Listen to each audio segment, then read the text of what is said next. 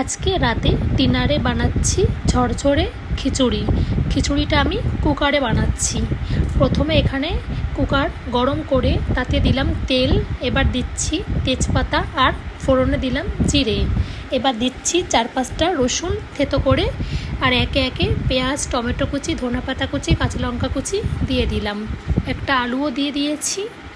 এবার দিচ্ছি গুঁড়ো মশলা, হলুদ গুঁড়ো আর লঙ্কার গুঁড়ো, আর দিচ্ছি পরিমাণ মতন লবণ। এবার ভালো করে একটু কষিয়ে নেব। আর এদিকে নিয়ে নিয়েছি 1 গ্লাস চাল আর অর্ধেক গ্লাস মসুর ডাল। এবার চাল ডালটা ধুয়ে কুকারের মধ্যে দিয়ে একটু নেড়ে নিচ্ছি।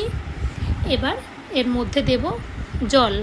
ব্যাস, এবার কুকার বন্ধ করে 3টে সিটি দিয়ে নেব। তাহলেই তৈরি একদম ঝরঝরে খিচুড়ি। এটাকে পোলাও বলা চলে, আবার খিচুড়িও বলা চলে। যখন সময় কম থাকে আমি এইভাবেই প্রেসার কুকারে খিচুড়ি বানিয়ে নিই। খেতে খুব সুন্দর লাগে। আর এখানে আমি পেঁয়াজ নিয়েছি, লেবু নিয়েছি, আর নিয়েছি আমের আচার। Bye bye.